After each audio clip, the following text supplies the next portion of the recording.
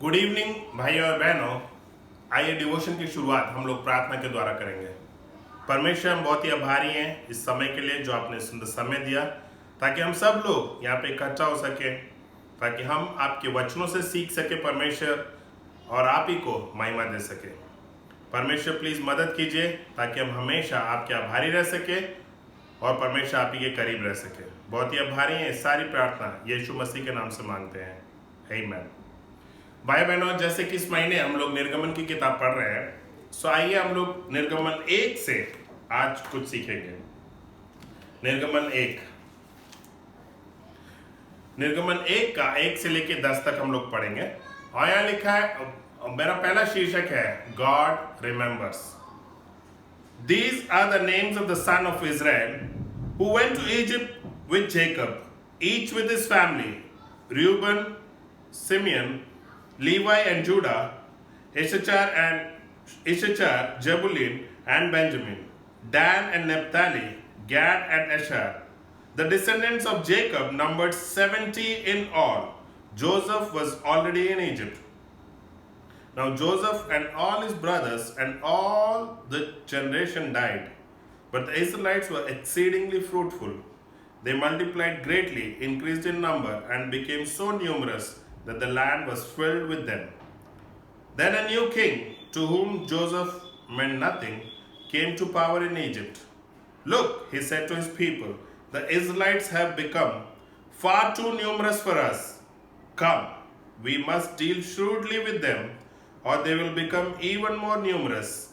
And if war breaks out, we'll join our enemies, fight against us, and leave the country. God remembers. तो भाई बहनों, हम देखते हैं यहाँ पे बाइबल बता रही कि किस प्रकार से जब जोसेफ जो था मिस्र देश में था, तो उसके भाई और पूरी पीढ़ी जो है, उसके भाई और उनके परिवार वाले सब लोग जो है मिस्र देश में आए, और करीबन 70 लोग मिस्र देश में आए थे उस समय, जोसेफ का परिवार। एंड बता रही है कि किस प्रकार से इस समय जोसेफ मर चुका था और सारी पीढ़ी, जोसेफ के समय की सारी पीढ़ी खत्म हो चुकी थी। एंड बाइबल बता रही है कि किस प्रकार से जो नया राजा आया था मिस्र देश का, जिसको जोसेफ से कोई मतलब नहीं था और वो नहीं जानता था जोसेफ के बारे में, और बता रही कि किस प्रकार से बाइबल इजरायली लोग बहुत तेजी से बढ़ रहे थे और पूरे प्रांत में फैल चुके थे। इस राजा का सिर्फ एक ही डर था कि ये इजरायली लोग इतनी तेजी से बढ़ रहे हैं, कहीं ये कोई युद्ध अगर हमारे साथ कोई और देश हमारे पर चढ़ाई करने आए, कहीं ये इजरायली लोग उनके साथ हाथ मिला के हमारे ऊपर चढ़ाई करके कहीं ये लोग मेरे देश को छोड़ के ना चले जाए। राजा का सिर्फ यही कंसर्न था कि कहीं ये लोग मेरे देश को छोड़ के ना चले जाए और कहीं ये लोग मेरे ऊपर किसी और देश के साथ मिलकर चढ़ाई ना कर दे। भाई बहनों, God is a God who remembers. I think इस समय तक इजरायली लोग सोच भी नहीं रहे थे कि हमें जो है मिस्र देश से बाहर जाना है। शायद परमेश्वर ने उनको इतनी आशीष दी थी जोसेफ के समय कि वो लोग आराम से वहां पे जीवन व्यतीत कर रहे थे। उन्होंने कभी नहीं सोचा कि वो हमें बाहर निकलना चाहिए इस देश से। वो लोग सिर्फ वहां पे बैठे हुए थे और परमेश्वर उनको आशीष दे रहा था। God is the one through whom the blessings come. परमेश्वर के द्वारा ही आशीष आती है। आशीष किसी भी तरीके से आ सकती है। यहां पे हम देखते हैं कि किस प्रकार से परमेश्वर ने आशीष दी इजरायलियों को और वो लोग खूब तेजी से बढ़ रहे थे। भाई बहनों, आज क्या हम परमेश्वर में बढ़ रहे हैं या नहीं? शायद हम ऐसे या ऐसे बढ़ रहे हैं, लेकिन क्या हम आत्मिकता में परमेश्वर के सम्मुख बढ़ रहे हैं या नहीं? बहुत जरूरी है कि जब हम मसीह जीवन में हैं तो हमारे जीवन में बढ़ोतरी दिखती रहनी चाहिए। बढ़ोतरी, हमारी प्रार्थना का समय बढ़ना चाहिए, हमारा बाइबल स्टडी बढ़ना चाहिए, और जो है हमें आए हुए शायद समय हो गया परमेश्वर के राज्य में, बहुत जरूरी है कि हम किसी और को सिखाने के लिए जो है बढ़ना चाहिए हमें। यहाँ पे परमेश्वर आशीष दे रहे थे और इजरायली लोग बहुत शायद से बढ़ रहे थे, इतना बढ़ रहे थे कि राजा को भी डर लग रहा था कि वो कहीं ये मेरा कुछ नुकसान ना कर दे। God is a God who remembers. चाहे आप किसी भी परिस्थिति में हो, परमेश्वर हमेशा याद रखता है। एंड सी, बाइबल यह बता रही है कि किस प्रकार से वचन 8 में, then a new king to whom Joseph meant nothing came to power in Egypt।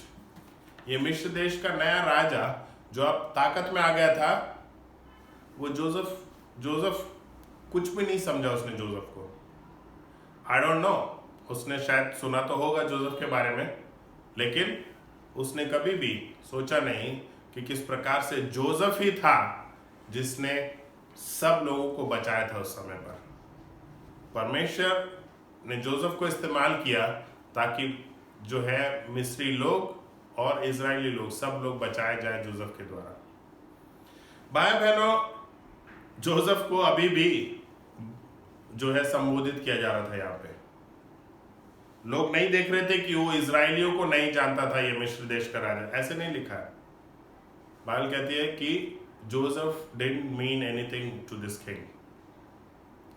Brothers and sisters, हमें एक अच्छी छाप छोड़ के जानी है। जब हम पृथ्वी पर हैं तो हमें लोग कैसे याद करने वाले हैं, किस चीज से हमें याद करने वाले हैं? ओ, वो बहुत खाऊ पीऊ था, ओ ये जो था ये बहुत ही गुस्सेला व्यक्ति है। किस चीज से हम जाने जाएंगे? क्या हम जाने जाएंगे कि ओ मैन, उसने बहुत सारे भाइयों बहनों को मदद किया, वो बहुत ही आत्मिक भाई है या आत्मिक बहन है, ये परमेश्वर से बहुत प्यार करता है ये भाई या बहन। किस चीज से हम जाने जाएंगे? जोसेफ ने इतना बढ़िया काम किया था, लेकिन फिर जो है इस समय तक लोग जो थे उसको जानते थे। दूसरी चीज हम लोग देखेंगे, गॉड वॉन्ट्स आवर अटेंशन। परमेश्वर हमारा ध्यान चाहते हैं। हम लोग देखेंगे 11 से लेकर 16 तक, निर्गमन 1 में 11 से लेकर 16 तक। So they put slave masters over them to oppress them with forced labor, and they built Pithom and Ramesses as store cities for Pharaoh. But the more they were oppressed, the more they multiplied and spread. So the Egyptians came to dread the Israelites and worked them ruthlessly. They made their lives bitter with harsh labor in bricks and mortar, and with all kinds of work in the fields. In all their harsh labor, the Egyptians worked them ruthlessly. The king of Egypt said to the Hebrew midwives, whose names were Shipra and Paul, when you are helping the Hebrew women during childbirth on the delivery stool, if you see the baby is a boy, kill him. But if it is a girl, let her live. God wants your attention. God wants our attention. हम देखते हैं कि किस प्रकार से जो है मिस्र देश के राजा ने जो है लोगों को नियुक्त किया ताकि वो इजरायली लोगों से कड़ी मजदूरी करवा सके। उनको मारा पीटा जाता था और उनसे बहुत मेहनत करवाई जाती थी खेतों में, उनसे ईंट तैयार करवाई जाती थी, अलग अलग शहर तैयार किए जाते थे। एंड ब्रदर्स सिस्टर्स, बाइबल कह रही है कि उसके बावजूद भी इजरायली लोग बढ़ते जा रहे थे। आई नो, जब हमारे पोजीशन थोड़ी टाइट हो जाती है तो हमें सबसे पहली चीज जो याद आती है वो है परमेश्वर। एंड आई थिंक शायद परमेश्वर यहाँ पे इनकी सिचुएशन टाइट कर रहा था ताकि ये लोग वापस परमेश्वर के बारे में सोच सके। मुझे याद है कि जब भी मेरे जीवन में परिस्थिति थोड़ी टाइट हुई, मैंने परमेश्वर के पास जाना पसंद किया। आई नो कई बार हम लोग परमेश्वर के करीब नहीं जाते जब सब कुछ सही चल रहा होता है हमारे जीवन में। थिंक लॉकडाउन के टाइम में परमेश्वर ने हमें बहुत समय दिया, फ्री टाइम था, पता नहीं था समय को कैसे इस्तेमाल करें। हमने क्या किया?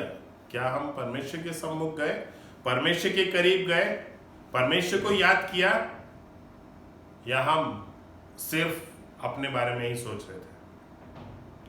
आई थिंक ब्रदर्स सिस्टर्स, मुझे याद है कि जब मेरे पास नौकरी नहीं थी, मैं परमेश्वर को याद कर रहा था, परमेश्वर मुझे नौकरी दो, परमेश्वर मुझे नौकरी दो, परमेश्वर मुझे नौकरी दो।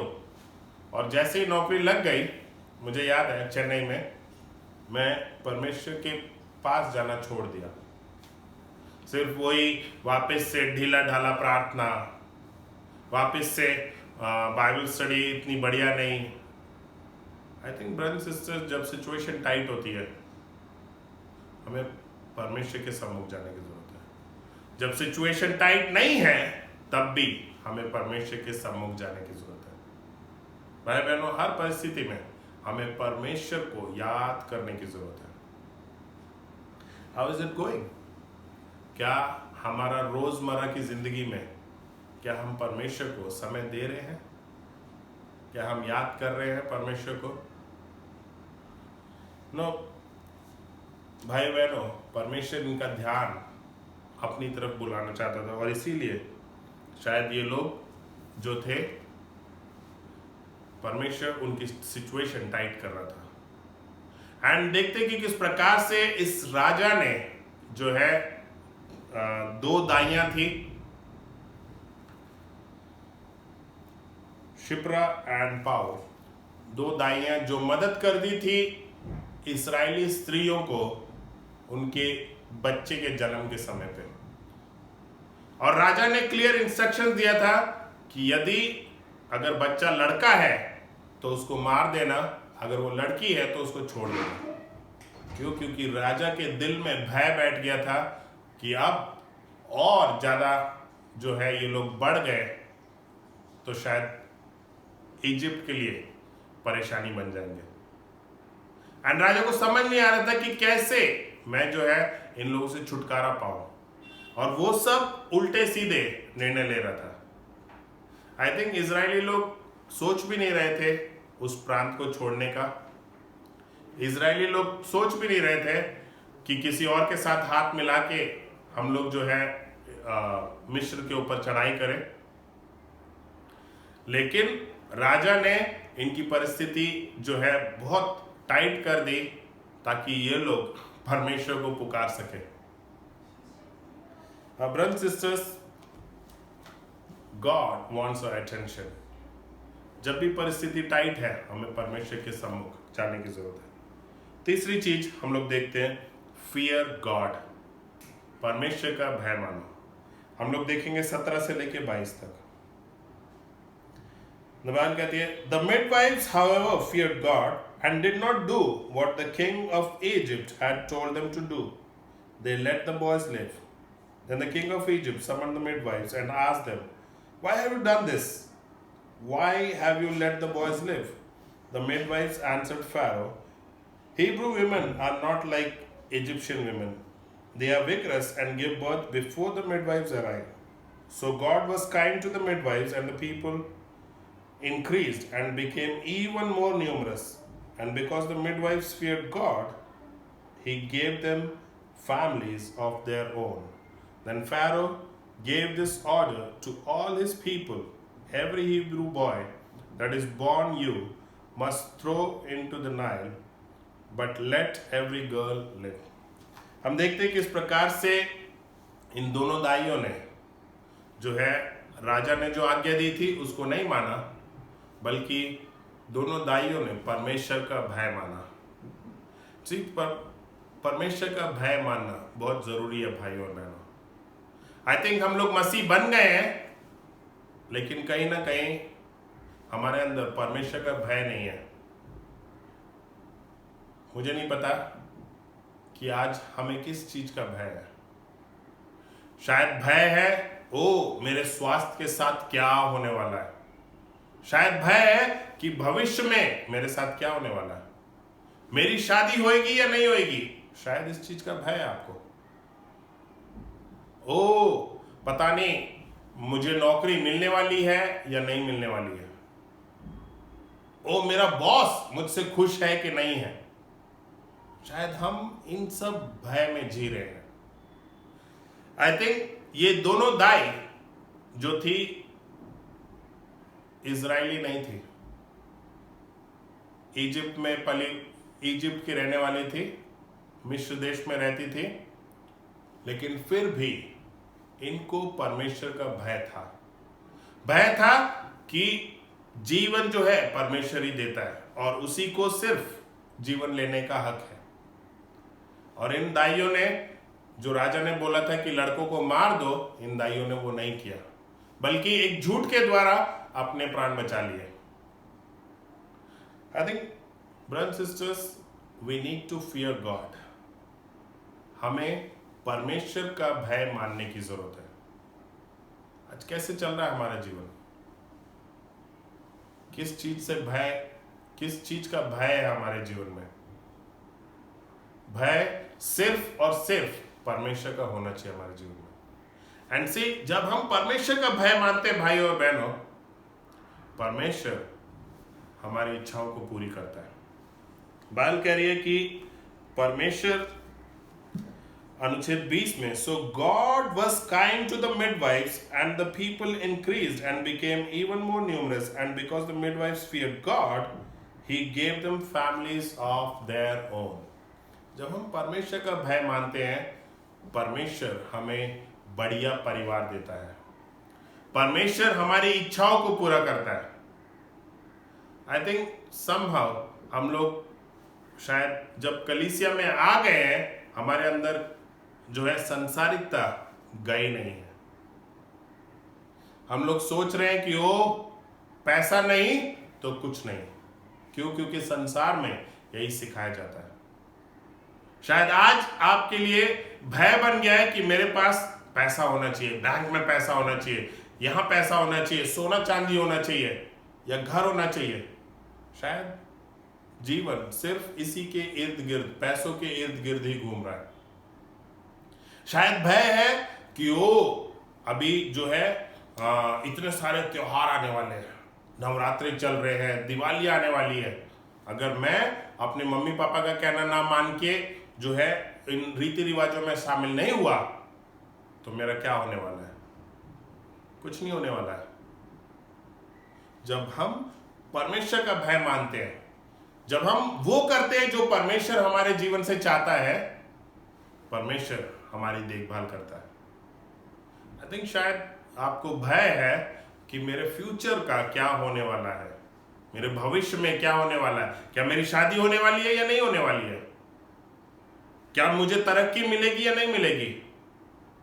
भाई और बहनों, जब हम परमेश्वर का भय मानते हैं, परमेश्वर हमारी इच्छाओं को पूरी करता है। कोई भी इच्छा हो सकती है, परमेश्वर उनको पूरा करता है, अगर वो इच्छा परमेश्वर के अनुसार है तो। भाई बहनों, आई थिंक गए हुए सप्ताह रविवार को हम लोग डिस्ट्रिक्ट पार्क में मिले, वेस्ट रीजन। बहुत ही बढ़िया समय था, काफी समय के बाद एक दूसरे को हक कर सके, एक दूसरे से मिल सके और बढ़िया सा प्रचार सुन सके। कुछ लोग नहीं आए, आई डोंट नो किस चीज का भय था। शायद भय था आपको कि वो कैसे जाने वाला हूं मैं, कहीं बस से जाऊंगा, कहीं मुझे कोविड-19 तो नहीं हो जाएगा, या शायद किसी और चीज का भय था, या शायद आप जो है आलसपन में पड़ गए थे। आई थिंक ब्रदर्स सिस्टर्स, हमें सिर्फ और सिर्फ परमेश्वर का भय मानने की जरूरत है। हम धीरे धीरे जो है इकट्ठा मिलना शुरू करेंगे, फिजिकल मीटिंग शुरू करने वाले हैं कि हम लोग अब वर्चुअल जो है धीरे धीरे खत्म कर देंगे और हम लोग जो है फिजिकल मीटिंग्स करने वाले हैं। क्या हम परमेश्वर का भय मानने वाले हैं, या भय मानने वाले हैं कि ओ हाँ वहाँ पे पता नहीं मुझे कहीं कोरोना तो नहीं हो जाएगा, मुझे कहीं बीमारी तो नहीं हो जाएगी। जब हम परमेश्वर का भय मानेंगे, परमेश्वर हमारी सारी देखभाल करेगा। सिस्टर्स, आई थिंक हमें सिर्फ और सिर्फ परमेश्वर का भय मानने की जरूरत है। 3 चीजें आज हमने सीखी। सबसे पहला, गॉड रिमेंबर्स, परमेश्वर हमेशा हमें याद रखता है। परमेश्वर ने इजरायलियों को हमेशा याद रखा और इसीलिए इजरायली लोग बहुत तेजी से बढ़ रहे थे। दूसरी चीज, गॉड वॉन्ट्स आवर अटेंशन, परमेश्वर हमारा ध्यान चाहता है। जब भी परिस्थिति कठिन है, बहुत कठोर परिस्थिति लग रही है, हमें सिर्फ एक ही व्यक्ति के पास जाना है और वो है परमेश्वर। क्यों? क्योंकि परमेश्वर हमारा अटेंशन चाहता है और इसीलिए जो है वो ऐसी परिस्थिति दे रहा है ताकि हम परमेश्वर के पास वापस जा सकें। तीसरी चीज, फियर गॉड, परमेश्वर का भय मानो। ये 2 दाई जो थी मिस्र में रहती थी, फिर भी उन्हें परमेश्वर का भय था और जब उन्होंने परमेश्वर का भय माना, परमेश्वर ने उन्हें मनचाहा परिवार दिया। जब हम परमेश्वर का भय मानते हैं भाई बहनों, परमेश्वर हमारी मन की इच्छाओं को पूरी करता है। आइए हम प्रार्थना करेंगे और सभा को समाप्त करेंगे।